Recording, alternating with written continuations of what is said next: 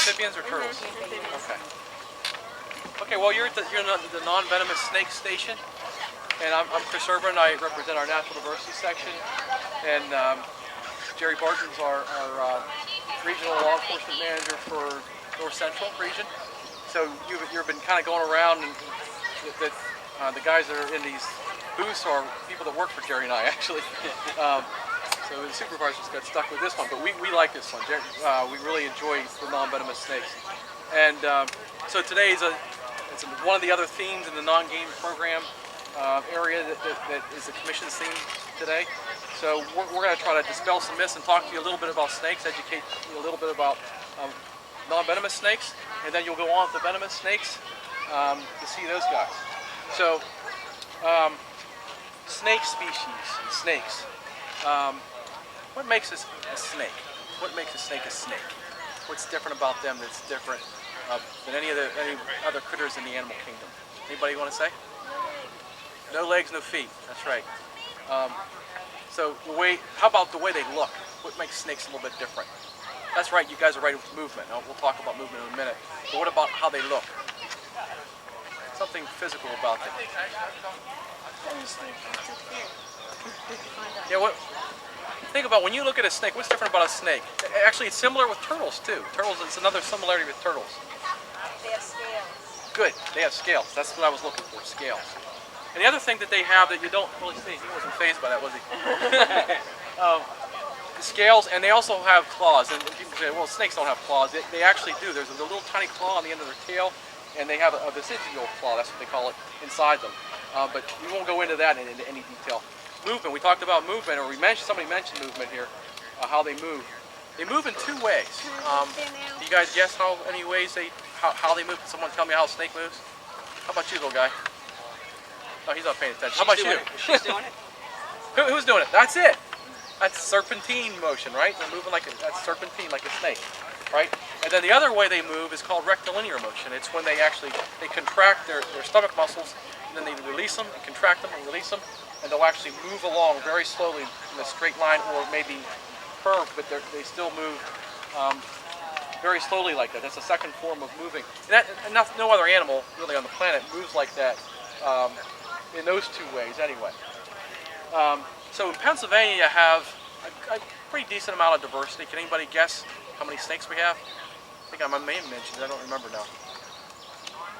We're in our third session and things are starting to run together for me already. 20? That's pretty sharp. That's 21 is right. Most people say 50. One little boy said 1 million. So yeah, it's 21 snake species, and only 3 of those are venomous. And Jim Chesney will talk about those next. And of those 21 species, you have all these different body plans. You have these little tiny snakes that are mostly burrowers that live underground, to some of the larger snakes. These guys represent the larger snakes. And that's not even an old animal, that's a 4-year-old animal. But they get a lot bigger than that. When he's an adult, he's a young male right now, he'll probably be 8 feet long. Can't wait till he's that big, because they're really impressive when you hold them out. And he has such a great disposition. I think he's taking a nap right now. But yeah, so you have a lot of variation in the body plan, and it tends to correspond with the types of habitats they live in. And habitats, they live in just about every type of habitat you can think of, from the waters of the big rivers we have, on the edges of those, all the way up to the lowland areas, wetlands, and then you have mountaintops and high areas of the state. They'll live in trees. These guys live in trees. So you have different habitat types, but you also have some rare snakes. So of those 21, we have 4 listed as threatened or endangered, okay, or candidate species. To be listed as threatened or endangered. 4 of them are listed. That means they're not doing well at all. 2 of those tend to be venomous. Jim will talk about those next. We also have 9 more, so now you have a total of 13 that aren't doing well out of 21 species. That's not too good. Why aren't they doing well? There's a number of reasons why they're not doing well. Number 1 being the same thing that affects most rare animals is habitat destruction or decline, or it's gone. So these guys, the habitat's gone, their homes are gone, the animals tend to go away too. Another form of threat to them is overcollection. The animals are hunted or wanton killing. People don't understand them. They're ignorant about them. They're fearful, so they just see them and they whack them. And that's very common with snakes, unlike turtles and other things. An emerging problem with snakes that we're starting to be looking at right now and cognizant of is viruses and some fungus that grow on snakes that actually are lethal to them. Rhinoviruses are one of the examples of those that are being studied right now. That's an emerging problem with snakes. We're not sure how relevant or real it is yet in Pennsylvania, but it's happening in some other populations around the country. So we kind of have our eye on that one. So I think what we'll do is we'll talk about the snakes we have. We have the black rat snake, and Officer Barton also has a black rat, a younger snake. He's only, I think, 1 or 2 years old. This guy is 4. And when they're younger, they have a lot of patterning, the black rats. And a lot of people confuse them with smoke snakes. As they get older, they start to lose that pattern. They get a little darker. They usually have the white underneath and some checkerboard underneath. Right? But you'll see some coloration in the black rats. As they get older, they tend to get a little darker. But you get a lot of color variation. I don't know if you guys saw this girl right here. She's hanging out in the back. But she's also a black rat snake. Yep, she's a black rat. You wouldn't know it just looking at her that she's a black rat, but she is. She's a calmer color. She's an older snake now. We've had her for I think 8 years, and she was an adult when I got her. Snakes can live a long time. They can live up into their 20s or even 30s. So they're long-lived. She's really warm. Her head is kind of goofy looking, and some people go, "What's wrong with her?" Well, she had an accident. She actually was hit by a car, broke her jaw, so she's got one bad jaw. But she's okay. She tends to be we call a binge eater, right? She doesn't like to eat, but when she eats a lot. We were talking about earlier in one of the other classes that I was playing around to see how many mice she would eat. And this goes to show you how productive they can be. She ate 13 in one sitting. Oh wow! 13 little mice. They're that big. She downed them all, and then she was ready with her food coma. She went in and sit underneath a lamp and just go to sleep. So these are the rat snakes. They're really nice snakes. They're tree dwellers. They're forest dwellers, and they kind of have that dappled appearance to them. You can also find them in the litter. They're actually in the forest litter, the floor, looking for mice. They'll slither through and they'll look for mice. That's all we'll say about the rat snakes. We got some more to go through. You want to get out the water snake? Sure. He's cool. He's cool. I know most people are very apprehensive about gathering. Before you grab him, Jerry, you guys see him sitting in the water?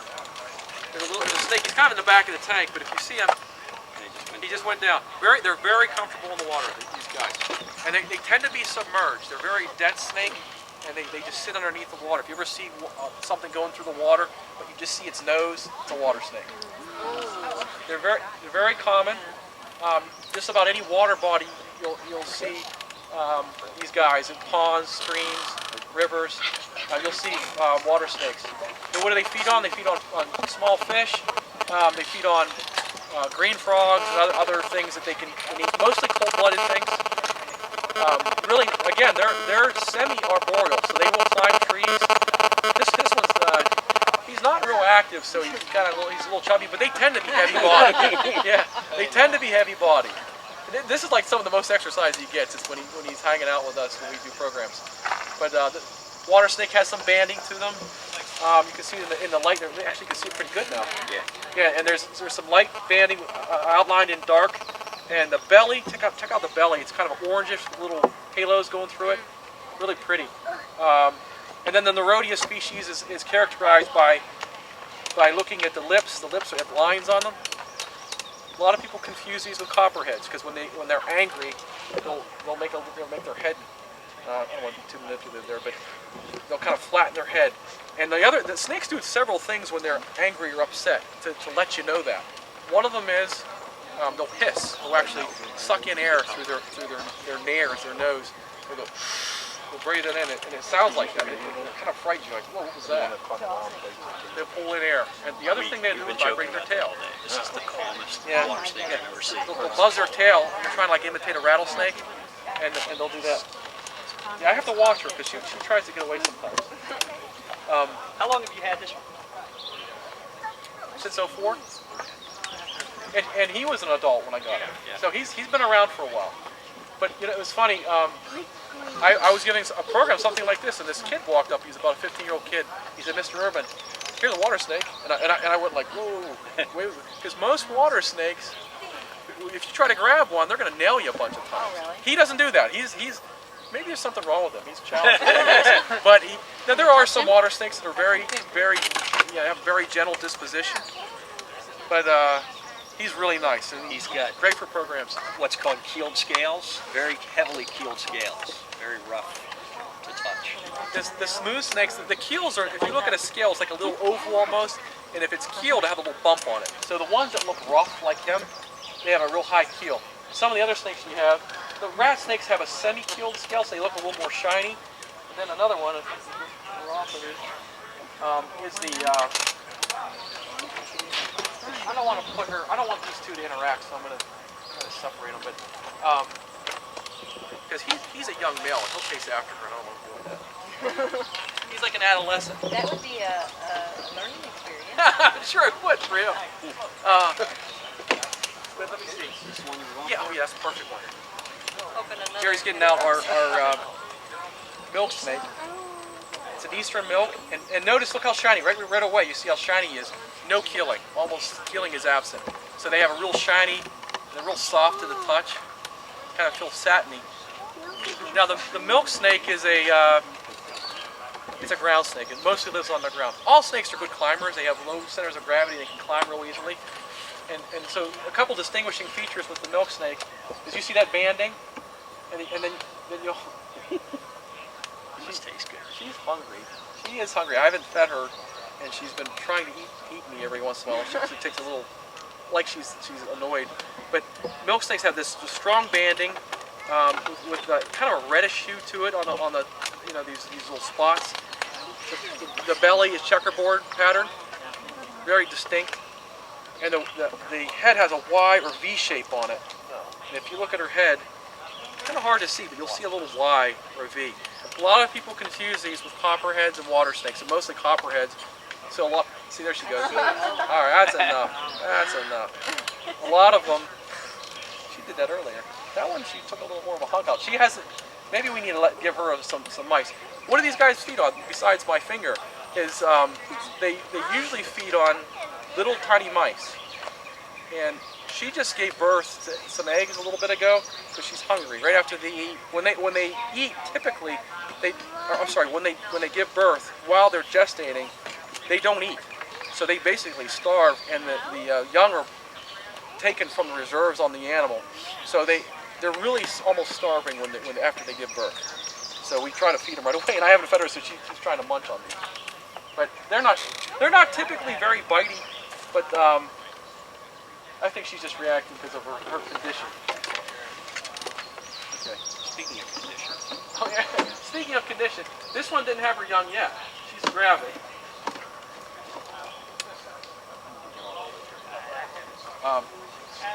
This is a garter snake. Garters are very common, one of our more common snakes in the state. Just about every environment they can live in. Very, very common. A lot of variation. This one's got a lot of spots on it. But they typically have lines on the sides of them, and sometimes a really strong dorsal line down the middle, giving them a real solid stripe. But there's a lot of variation, probably more variation in this species than in most of the snakes we have in Pennsylvania. Very common. One of the ecological services that snakes provide people is they eat pests. So they focus on insects, earthworms, slugs, things like that. They'll eat small mice. But some of these guys, that's their focal point is mice. They really want to take care of those guys for you. What did we hit here? these two. Two little guys. We have a number that can be handled here. If you guys, anybody wants to handle them, we're sending them around. Hey, John. Yeah. You wanna just walk around and see if anybody wants to handle some of them? Take the little. He's on top of it. Where is he? Right on top Okay, of you. there he is. Okay, Officer Barton has right here is a ringneck snake. You can see why they call him a ringneck, right? Very common. That's an adult. They don't get any bigger than that. You can get a little bit bigger than that, but not typically. They're orange underneath, the little tiny dots that ring the sides, and no keeling again. So they're very smooth, very nice little snakes. Notice the body plan. They're tiny. They got a really round head that they use for burrowing in the substrate in the ground, and they're looking for insects. They're insect eaters. That's all they eat. How common are these? Very common. Very common? Yep. Yeah, you'll find them anywhere in the woods if you're flipping logs or rocks and things. They tend to like, when I look for ringnecks, I look for semi-sunny spots in the woods that have little rock piles and there's rock on rock. They tend to like that. They'll hide underneath the rock because the rocks, they hold the heat. They tend to like that. What didn't we go through? Did we go through all the cages? Yeah, we got did. John, how are we doing on time? Last time I looked, we had Yeah, about 7 minutes. 7 minutes? Anybody have any questions? I'm fine. You're tough. You're tough. You want to see that one?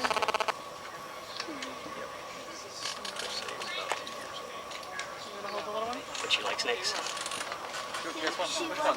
Get out again. Oh, the water snake? Or that one? The rat snake. You can order if you want. You like that color? Favorites. What's your favorite We color? have time. It's We orange. kind of went ahead of schedule. Some people wonder, you know, how do you catch snakes in the wild? How do researchers go out and find them? One way is you kind of cue in on the habitats you know they live in, and you just do search. You search the animals out, and then you capture them. But there's other passive ways of catching them by trapping them. But one of the ways of doing that is setting up what they call drift fences. It's kind of like silt fencing you see around PennDOT jobs and things. It's not as easy. Let's just keep track of all the snakes. Okay, there's too must many not of them out of be the a cover. cage. It doesn't wrap around like some snakes. Got it all. You want to hold it? This is not your typical water snake. This is very calm, very friendly. Those are toys. Yeah, very healthy snake. Oh, yeah. Okay, good. Oh, I know This Kelly. one, though. Kelly loves snakes. Go up there. She's been out. She likes to Out there. Thumbs up. When I saw you brought one, Yeah, she likes to do the rattlesnake. you bring that miserable thing forward. That's It's hard to find work doing this. And I'm looking into SHIP for ecology and environmental. I think Chris is feeding them leftover hatchery trout. Ah, okay. You have a problem with those hatcheries? There's others though. No, we don't really have a problem with snakes. There's one there. Hawks. There's one. Ospreys. I've been letting him Yeah, out, so I can get him ospreys. down. He's a real nice Herons. Although we did find a solution for the osprey problems at our Bellefonte hatchery. We got an eagle's nest, and the eagles keep the ospreys. Do you ever have the eagles don't mess with it? Now for the most part, they're kind of scavengers. Yeah, If they throw the dead trout out of, if they have, And they're all right with yeah, they'll land on the raceways and eat the trout off the raceway. You want to hold this one?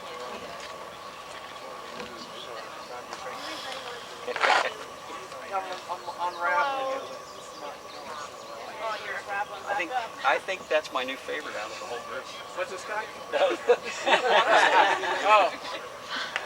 Can you untie that knot? I'm trying. I have to go the other way, I think. Don't treat it as a Gordian knot. I'll get him out. Come on, buddy. Look at him. Oh my God. He's probably the black sheep of the family. He likes it up there. He He does not want to come down. He didn't bite me yet. That's I'm Mom. Sorry. He hasn't down yet You either. should feel how strong he is too. There you go. I almost got him. There you go. The work to get him down. There you go. Put your hands out. Act like a tree. Or a bush. Oh, you too. Got him? Do you want to see this one? Yeah. Just don't squeeze him, okay? As long as you hold him, just like put your hands Long enough that I can keep his head way It should be. But... It's almost like how small they are. Yeah, I know. I was talking to him. How's that feel? Just a small one. Smooth? It's smooth, isn't it? Some people prefer it.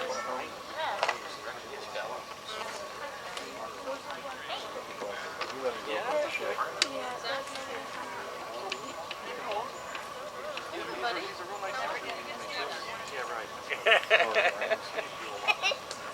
Oh, well, maybe. And then I'll get big. He's pretty nice.